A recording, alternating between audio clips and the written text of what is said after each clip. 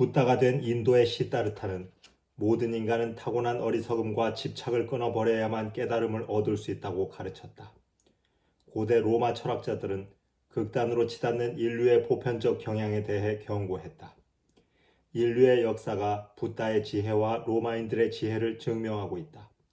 우리는 어떤 신비나 어떤 문제의 한쪽 면만을 받아들임으로써 양쪽 모두를 안고 살아갈 때 감수해야 하는 긴장감을 덜어내고 안심하는 경향이 있다. 하지만 그것은 오류이며 위험하기까지 하다. 50년 전 그리스도인들은 죄와 죄의식 그리고 영혼을 잃어버릴 수 있는 위험에 대해 귀에 못이 박히게 들었다. 당시 그리스도인들은 하느님의 사랑에 관해서는 충분히 듣지 못했다. 그런데 오늘날에는 반대의 극단으로 치닫고 있다. 잘못된 행위나 결정에 대해 영원히 책임져야 한다는 그리스도의 경고를 많은 그리스도인들이 진지하게 받아들이지 않는다. 미국 캔자스주에 있는 매닝거 정신의학 연구소의 칼 매닝거 박사는 이를 염려하여 1970년 중반에 감명 깊은 책 죄는 어찌 되었는가를 출간했다. 그는 현 사회에 퍼져 있는 고의적 사악함 또는 고의적 범죄를 별일 아닌 것으로 축소하거나 등한시하는 정신의학계와 진보적 교회를 신랄하게 비판했다. 그리고 진정한 자아로부터의 소외, 이웃과 하느님으로부터의 소외를 죄로 정의했다. 그는 영혼의 본질적인 결함이 온갖 형태의 비뚤어진 생각과 일그러진 생활을 낳는다고 말했다. 몇 년 후 또 다른 미국의 정신의학자 M. 스콧 팩 박사가 아직도 가야 할 길을 출간했다. 이 책은 5년간 전미 베스트셀러에 오르는 경이적인 기록을 세웠다. 책 내용은 현대인에게 인기 있는 여러 주의 주장들을 신랄하게 비판한 것인데 많은 이들이 거기에 진실이 담겨 있다고 공감했음이 분명하다. 책의 1장은 이렇게 시작된다. 삶은 고달프다. 이는 가장 중요한 진리 중에 하나다. 이것이 중요한 이유는 우리가 이 진리를 진실로 이해하기만 하면 그것을 초월할 수 있기 때문이다. 저자가 책 전체를 통해 반복하여 주장하는 것은 흔히 고통을 동반하는 부단한 노력 없이는 진정한 인격을 갖춘 사람이 될 수 없다는 것이다. 이것이야말로 나태함과 나르시시즘으로 나타나는 원죄의 엔트로피, 스콧 팩 박사가 아직도 가야 할 길에서 우리 정신 속에 작용하는 성장을 방해하는 힘을 가리킨 말. 인간은 태어날 때부터 이것을 가지고 있지만 동시에 이를 극복하기 위해 어려운 길을 선택할 본능도 가지고 있다고 함. 원죄의 엔트로피를 극복할 수 있는 유일한 길이다. 우리 사회의 괴로움과 불행이 많은 이유는 진실되고 사랑이 가득한 사람이 되기 위한 고투를 견뎌낼 마음의 준비가 되어 있지 않기 때문이다. 그 책을 읽으면서 나는 예수님의 분명한 두 가지 요구, 사랑하라 그리고 매일 자기 십자가를 지라를 상기하게 되었다. 스콧 팩 박사는 몇 년 뒤 악에 대해 침묵하고 있는 동료 정신의학자들을 비판한 거짓의 사람들을 출간했다. 그들은 악을 거론하는 것은 결코 해서는 안 될 일이라고 한다. 그것은 가치 판단이 되기 때문이란다. 스콧 팩 박사는 다년간 환자들 그리고 그들의 부모와 배우자들을 만난 경험을 통해 의도적인 악이 널리 퍼져 있으며 그 악은 한 개인의 자아뿐 아니라 주변 사람들을 파멸로 몰아간다고 확신하게 되었다. 그는 성서적 진리를 받아들였다. 악은 인간의 자유의지와 병존하는 부수적 실제이니 그것은 인간에게 주어진 소중한 선택 능력의 대가다. 우리 각자에게는 궁극적으로 자신이 어떻게 행동할 것인지 선택할 자유가 있다. 그리고 다음과 같이 부연한다. 악에 관한 심리학을 발전시키는 데는 분명 위험이 뒤따른다. 그 위험이란 죄, 죄의식, 두려움 등을 지나치게 강조하는 경향과 지각 없는 판단 등을 뜻하는 것이리라. 그럼에도 그는 또 이렇게 말한다. 그러나 악에 관한 심리학을 발전시키지 않는 위험에 비하면 아무것도 아니다.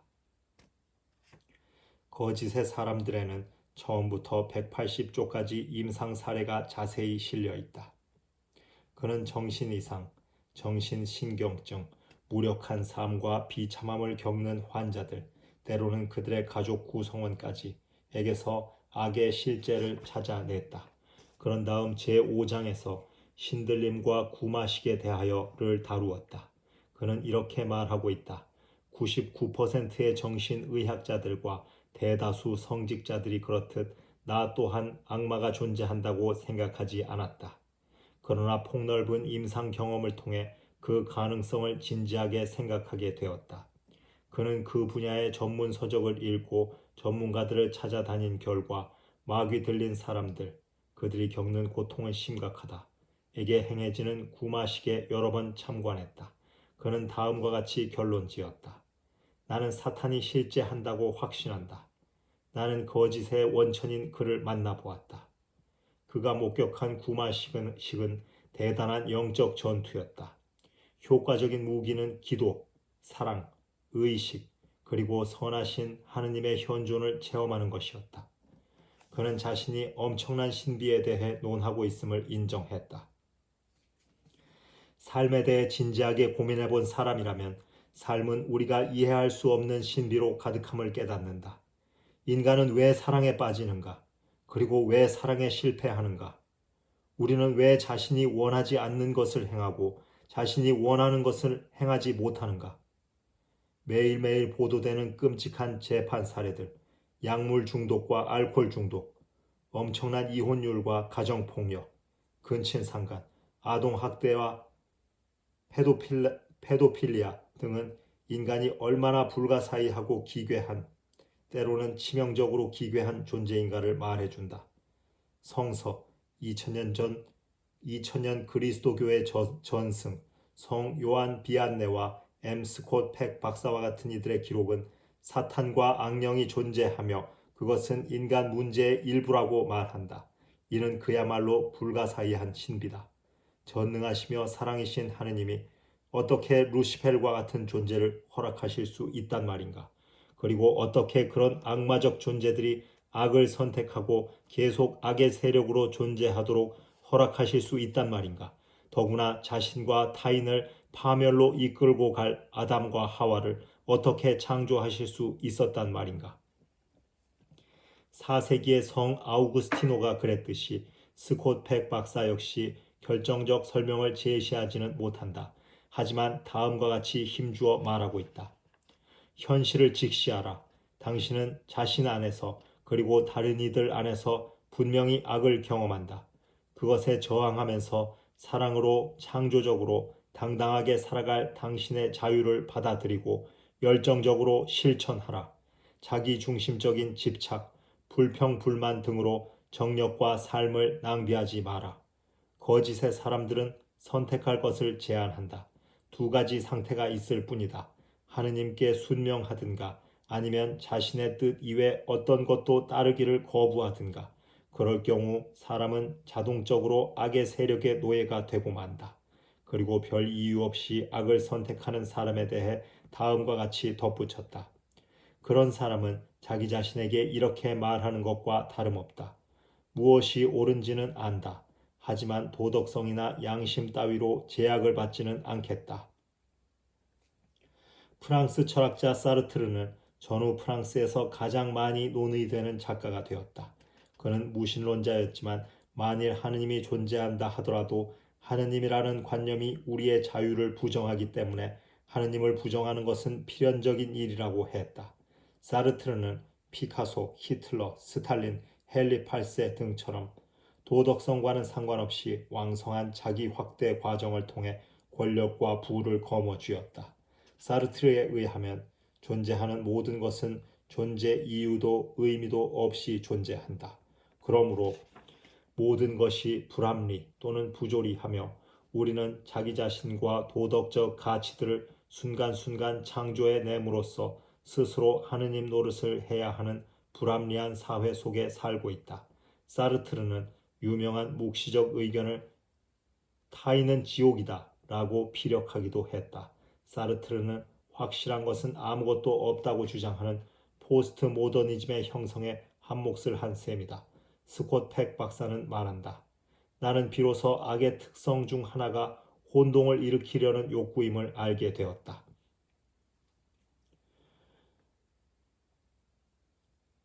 험티덤티는 이상한 나라 앨리스와의 뒤죽박죽 토론에서 다음과 같이 멸시하는 투로 결말을 짓고 자신이 이겼다고 생각한다. 내가 어떤 단어를 사용할 때 그 단어는 내가 원하는 의미를 갖는다. 이는 포스트 모더니스트들의 견해나 사르트르의 견해와 가깝다. 단어, 토론, 결론 등 모든 것은 궁극적으로 무의미하다. 전적으로 불확실하기 때문이다.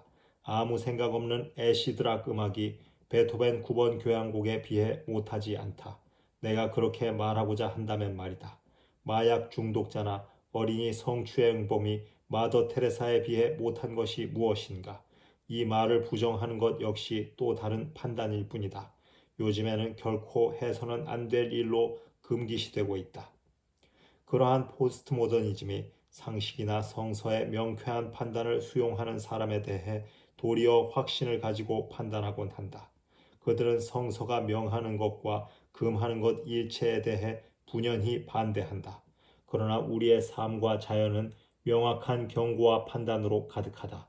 폭음과 폭식을 일삼는 사람들, 증오심, 욕망, 분노, 약물 등에 굴복하고 자신을 내맡기는 사람들, 강물과 대기를 오염시키는 사람들은 천벌을 내려달라고 비는 것이나 다름없다.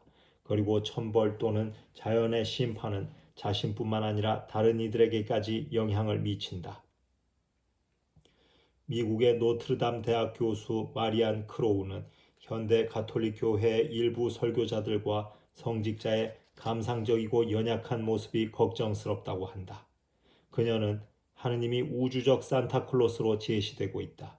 그 하느님은 모든 사람을 있는 그대로 받아들이고 용인하여 모든 이들이 강한 자부심을 갖기를 기대하신다. 라고 말했다. 그리고 이렇게 덧붙였다.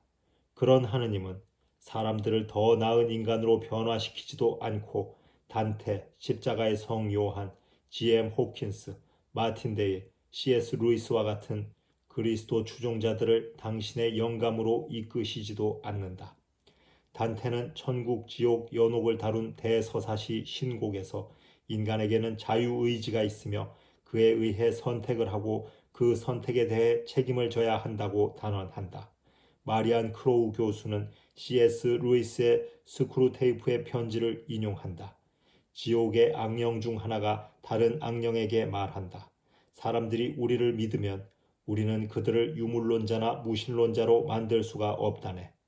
성서, 특히 그리스도와 신약 전체는 악과 악마에 대해 분명하게 언급하고 있다.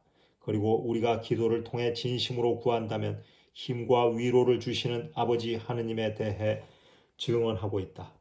T.S. 엘리엇은 참뜻을 이해했다. 그는 그리스도교 교회를 사랑하는 이유를 다음과 같이 설명했다. 교회는 스스로를 엄하게 대하는 사람에게는 자애로우며 스스로 관대하게 대하는 사람에게는 엄하다. 교회는 그들에게 악과 죄에 대해 알려준다. 사랑이신 하느님을 알리는 일 못지않게. 대다수 사람들은 선하신 하느님이 창조한 세상 안에 악과 고통이 존재한다는 점을 납득하기 어려워한다. 흉 추기경은 이렇게 말한 적이 있다. 나는 그 점에 관해 만족스러운 설명을 들어보지 못했다. 그럼에도 그는 복음서의 가르침을 믿는다. 인간의 사고를 초월하여 신비를 계시하시는 하느님에 대한 믿음을 간직하고 있기 때문이다. 그는 고린토전서 2장에 기록된 사도 바오로의 가르침을 이해하고 있다. 그리스인 청중들은 당연히 소크라테스, 플라톤, 아리스토텔레스의 철학에 자부심을 갖고 있었다. 사도 바오로는 그들에게 철학을 알리려고 온 것이 아니라 성서의 계시를 전하러 왔노라고 했다. 이는 사도 바오로가 여러 번 반복하여 강조한 것이며 또한 루르드 파티마 메주고리에가 전하는 메시지의 핵심 부분이다. 우리가 하느님의 말씀을 두고 근본적인 선택을 해야 하며 그 선택에 책임을 져야 하는 이유이기도 하다. 그리고 무엇보다도 루카복음 9장 25절에서 경고하신 말씀의 의미이기도 하다. 사람이 온 세상을 얻는다 해도 제 목숨을 잃거나 망해버린다면 무슨 이익이 있겠느냐. 여기서 예수께서 말씀하시는 상실이나 손해란 이 세상의 것이 아니다. 그분의 경고를 듣고 있는 사람은 세상에서 부족한 것이 없는 사람이었다. 최근 들어 많은 이들이 판단하지 않아야 한다고 주장한다면 하느님의 심판과 그 결과 역시 전혀 언급하지 않아야 할 것이다. 나는 이를 복음적 실제의 도피라고 본다. 그것은 또한 현대 사회가 도덕에서 멀어지게 된 요인이기도 하다. 두려움은 인간에게 유익한 면이 있으니 그것은 생명을 구한다. 헌신적인 부모는 헤로인 등 약물 중독에 대한 두려움을 자녀들에게 되풀이하여 알려준다. 잠언 1장에서 성령은 야훼를 두려워하여 섬기는 것이 지식의 근본이라고 깨우쳐 준다. 물론 그것은 시작에 불과하며 하느님에 대한 반성, 기도, 그리고 마침내는 그분에 대한 깊은 사랑으로 이어져야 한다. 이사야서 63장 10절과 에페소서 4장 30절은 하느님의 슬픔에 대해 이야기하고 있다.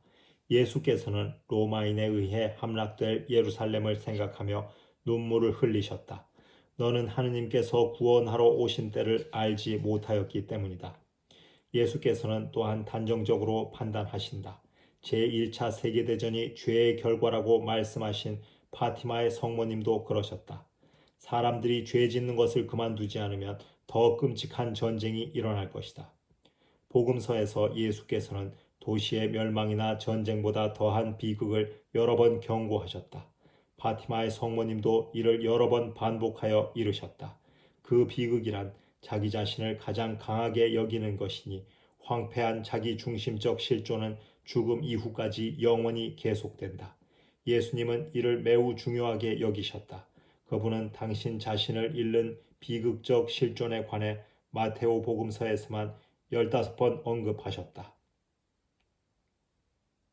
영국의 개관 시인 테드 휴스는 1998년 10월 10일 세상을 떠났다.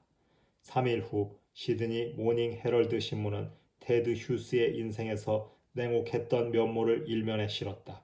휴스는 신진 시인이었던 실비아 플라스와 열애 끝에 결혼했다. 그들은 켄트에 정착하여 양봉과 시작 활동을 하면서 두 자녀와 함께 여유 있는 생활을 했다. 그러다가 휴스는 어시아 웨빌이라는 여성과 외도를 하게 된다. 그 사실을 알게 된 실비아는 충격을 받고 삶의 의욕을 잃었다. 1963년 2월 11일 그녀는 아이들에게 우유를 한 잔씩 따라주고 그 길로 나가 자살했다. 휴스와 웨빌도 동거를 시작했고 딸 슈라가 태어났다. 1969년에 휴스는 또 다른 여성과 외도를 했다. 웨빌은 딸과 함께 동반 자살했다. 그 후 오랫동안 휴스는 실비아 플라스의 이름이 언급되기만 해도 화를 냈다. 그가 보관하고 있던 실비아의 원고도 분실되었다. 1998년 암으로 쓰러진 그는 그간의 침묵을 깨고 생일 편지라는 작품에 실비아에 관한 글을 썼다. 실비아가 세상을 떠난 후 어린 두 딸이 엄마를 찾다가 서재로 들어와 엄마 어디 갔어? 라고 묻던 일을 회고했다. 그는 한겨울에 쓸쓸한 정원으로 나가 단단하게 언 흙을 움켜쥔다. 그리고 10년이 지난 뒤에도 독서 중 언뜻 실비아가 곁에 있는 것처럼 느껴졌다고 수레했다. 그는 마치 생기 있는 음성에 답이라도 하듯 고개를 들어 허공을 응시했다. 그러고는 고개를 떨구고 독서를 계속했다. 그것은 단지 하나의 이야기일 뿐이니까. 당신의 이야기, 나의 이야기. 예수께서는 우리는 스스로에게 또는 다른 이에게 저지른 무책임한 일을 잊어버릴 수 없다고 거듭 가르치신다. 그것은 단지 하나의 이야기가 아니다. 그것은 부정할 수 없는 현실이며 결과에 대한 책임은 영속된다.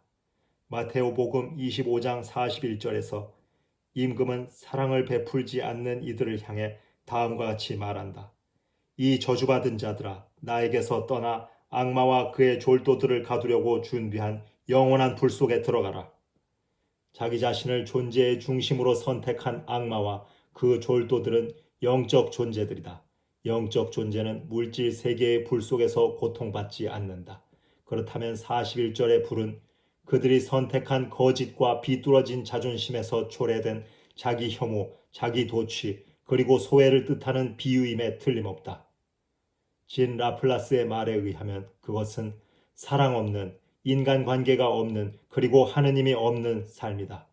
스콧 팩 박사의 환자 중에는 죽지는 않았지만 사랑 없는 지옥에서 살아가는 사람들이 있었다. 불 속에서 사는 것으로 표현한 예수님의 말씀은 메시지를 효과적으로 전달하기 위해 사용한 생생한 비유다. 사람이 자신의 영혼을 상실한다는 것은 무서운 일이다. 지옥을 상상하는 것은 소용없는 일이다. 죽음 이후 삶의 차원은 우리가 현세에서 경험하는 것과 다르다. 사도 바오로는 고린토전서 2장 9절에서 내세의 실제를 눈으로 본 적이 없고 귀로 들은 적이 없으며 아무도 상상조차 하지 못한 일이라고 설명했다. 의사들은 뱃속의 태아가 감각을 가지고 있으며 어느 정도 바깥 세상의 소리를 들을 수 있다고 말한다. 그러므로 부모가 심하게 다투거나 큰 소리를 지르면 태아에게 해롭다고 한다.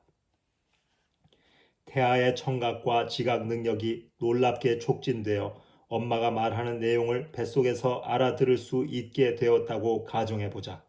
엄마는 태아에게 아빠 엄마의 생김새와 형제들의 잘생긴 모습 등을 설명하기도 하고 뒤뜰에 핀 울긋불긋한 꽃들과 아름다운 나무 등을 자세히 묘사해 주겠지만 뱃속의 아기는 그런 것을 전혀 이해하지 못할 것이다. 형태나 색깔을 한 번도 본 적이 없는 태아는 그 모습을 상상하거나 이해할 수 없다. 이는 지복직관 안에서 하느님과 함께하는 모습이든 스스로 소외되어 하느님 없이 불 속에서 고통받는 모습이든 마찬가지다. 역사가 윌리엄 월시는 파티마의 성모님에서 성모님이 새 아이에게 보여준 환영, 소외된 영혼에 관한 환영을 상세히 설명했다. 스페인의 신비가 아빌라의 성 테레사에 관한 그의 글에도 성 테레사가 경험했던 유사한 환영이 묘사되어 있다. 그것은 파티마의 새 아이에게 그랬던 것처럼 성 테레사에게도 진지한 반성을 촉구했다. 파티마는 예수님의 권고를 다시금 일깨워 주었다. 그것은 영원한 생명으로 인도하는 좁고 고든 길을 택하고 사랑이나 평화가 없는 궁극적 실존의 넓고 편한 길은 피하라는 권고다. 산상수훈 중에 하느님을 신뢰하고 사랑하도록 호소하시는 말씀 다음에 그와는 상반되는 말씀이 이어진다. 양심을 속이는 일, 하느님과 이웃을 거부하는 일, 불붙는 지옥에 넘겨지는 일. 마테오 복음에도 예수께서 이 경고를 여러 번 되풀이하신 것을 볼 수 있다.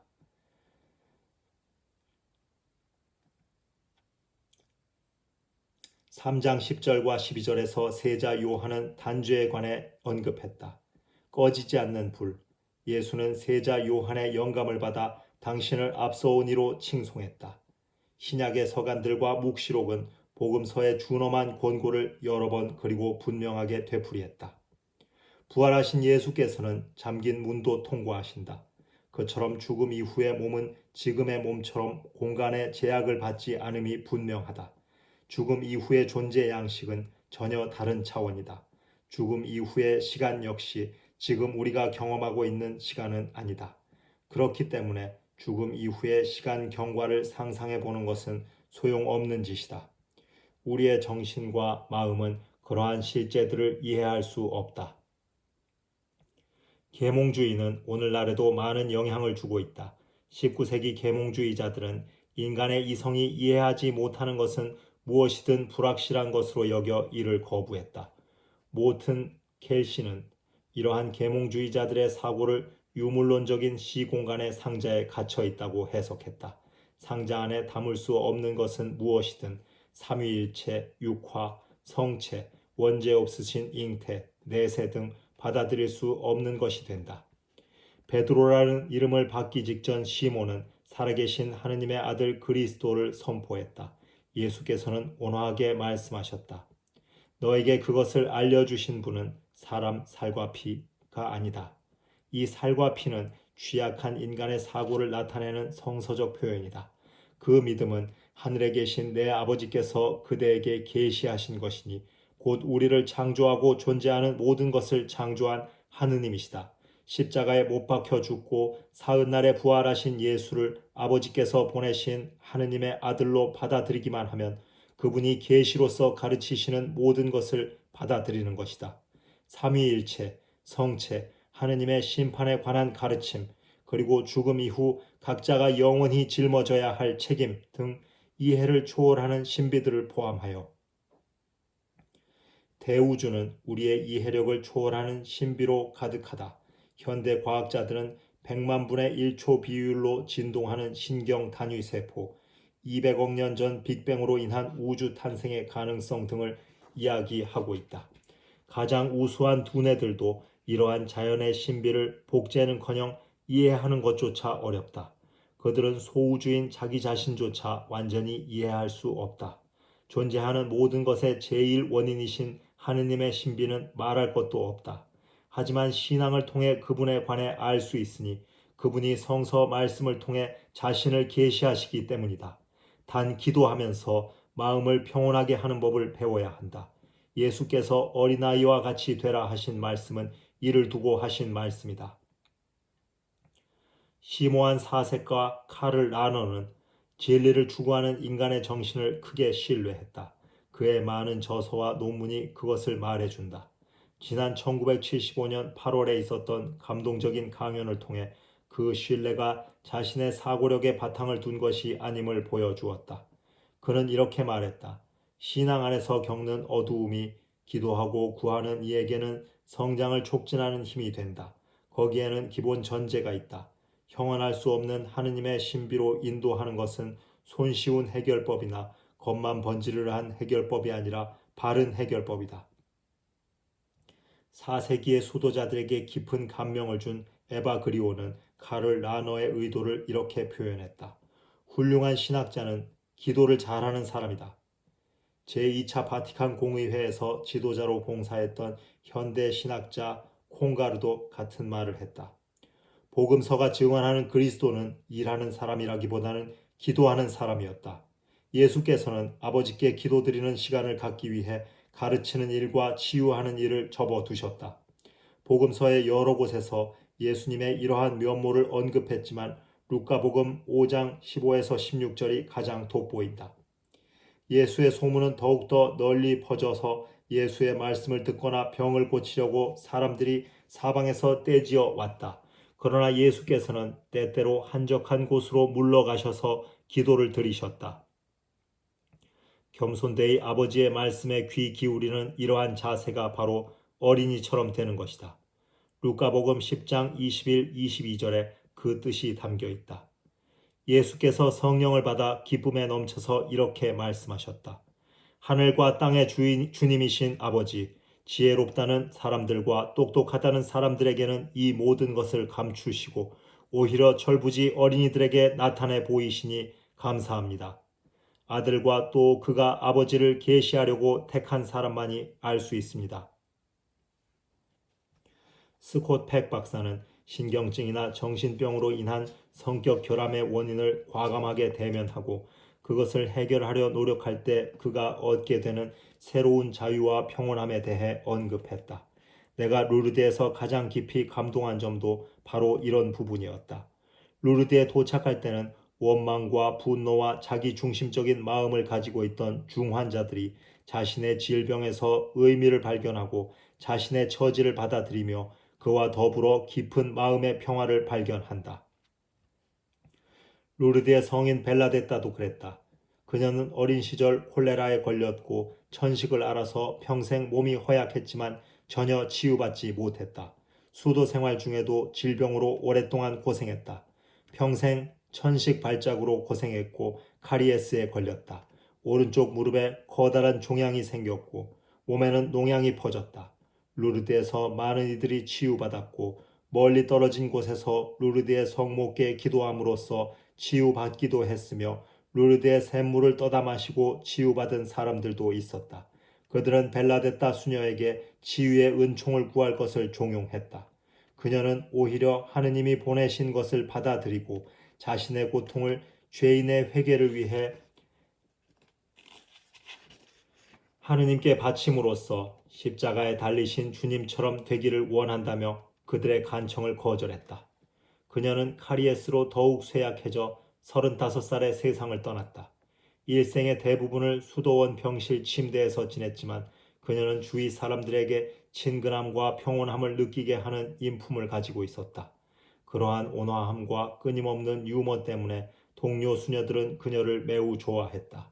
여기서 루르드 파티마 메주고리에의 성모님이 전한 메시지 중 하나를 알 수 있다. 그것은 하느님한테서 멀어진 이들의 회개를 위한 기도와 고행이다. 내가 방금 복음서를 보았는데 예수께서 속죄를 위한 고행에 관해 17번이나 말씀하셨다. 그분은 제자들에게 매일 자신의 십자가를 지고 단식해야 한다고 말씀하신다. 사도행전을 보면 부활 이후에 그리스도를 추종하는 이들이 단식을 진지하게 여겼음을 알 수 있다. 사도 바오로는 그리스도께서 우리를 하느님과 화해시키신 일에 대해 역설했다. 골로사이서 1장 21절에서 그는 이렇게 증언했다. 여러분도 전에는 하느님으로부터 떨어져서 하느님께 적의를 품고 사악한 행동을 일삼고 있었습니다. 그러나 이제는 하느님께서 당신의 아들의 몸을 희생시키시어 여러분과 화해하시고 여러분을 거룩하고 흠없고 탓할 데 없는 사람으로서 당신 앞에 서게 해 주셨습니다. 그리고 1장 24절에서 사도 바오로는 자신의 고난이 그리스도의 고난과 죽음의 일부가 될 수 있다는 놀라운 주장을 했다. 나는 여러분을 위하여 기꺼이 고통을 겪고 있습니다. 그리고 나는 그리스도의 몸인 교회를 위하여 그리스도의 남은 고난을 내 몸으로 채우고 있습니다. 아시시의 성 프란치스코도 이 말씀을 제대로 이해했다. 다른 이들을 위해 감수한 그의 고행은 손과 발과 옆구리에 그리스도의 상처와 동일한 형상의 성흔이 나타날 때 절정에 이르렀다. 성 프란치스코는 그리스도께서 겪으신 고통을 자신도 겪는 것을 기뻐했다. 루르드 파티마 메주고리에에서 발현하신 성모님은 때로 슬픔에 잠긴 모습이었다. 그것은 많은 이들이 이웃에 대한 사랑과 하느님에 대한 사랑에서 멀어졌기 때문이었다. 성모님은 이들을 위해 기도와 희생을 바치라고 벨라데타와 세 어린 예언자들에게 당부하셨다. 17세기 프랑스에서 성 마르가리타 마리아 알라코크에게 당신의 성심을 계시하신 예수께서도 같은 당부를 하셨다. 파티마의 성모 발현 때 중심 역할을 했던 루치아는 성모님이 당부하신 희생이 어떤 것이냐는 질문을 받았다. 그녀는 이렇게 답했다. 그리스도인의 삶을 충실하게 사는 데 따르는 고통들입니다. 히틀러에 의해 처형된 프로테스탄트 목사 본 회퍼는 나치 정권 하에서 많은 그리스도 교인들이 나약하고 소극적인 것을 보고 애석해했다. 그는 거저먹기식 은총이라는 것은 존재하지 않음을 납득시키려고 애썼다. 그리고 진정한 제자됨이란 많은 희생이 따르는 제자됨밖에 없다고 역설했다. 파울로 코엘료의 5번째 산을 읽어본 사람이라면 엘리야 예언자가 하느님은 우리로 하여금 싸우기 야훼 하느님과 씨름했던 야곱처럼 심지어는 당신과도 싸우기를 바라고 계시다는 것을 깨닫게 된다는 내용을 기억할 것이다. 하느님께서 인간에게 주신 가장 위대한 선물은 선택하고 결정하는 능력이다. 비극적 사건은 형벌이 아니라 도전으로 받아들여야 한다. 하느님은 인간으로 하여금 자신의 운명에 순응하기보다는 선택하기를 바라신다. 더 진보하기를 원한다면 훈련 중에 우리의 교관 하느님과 싸워야만 하는 전사와 같다고 그는 역설했다. 그는 다음과 같이 결론지었다. 하느님과의 싸움이 우리를 거룩하게 하고 우리를 성장하게 하기 때문이다. 유먼 추기경은 유비의 원칙에서 인간은 하느님에 대해 그리고 그분의 성서 말씀의 신비에 대해 오직 이미지와 그림자를 통해 아는 것이 전부임을 상기시켰다. 우리의 제한된 정신으로 파악하는 모든 것에는 빛과 어둠이 공존한다. 뉴먼 추기경은 자신의 묘비의 적을 그림자와 이미지로부터 나와 진리 속으로 라는 글을 라틴어 성서에서 택했다. 사도 바오로는 이를 고린토전서 13장 12절에서 다음과 같이 표현했다. 지금은 우리가 거울에 비추어 보듯이 희미하게 보지만 사도 바오로는 그 문장의 후반부를 천국에서 하느님과 함께하는 삶으로 마무리한다. 그때가 되면 얼굴과 얼굴을 마주 대할 것이며 삼위일체 지복 집관의 빛 안에서 온전히 인식하게 될 것이다.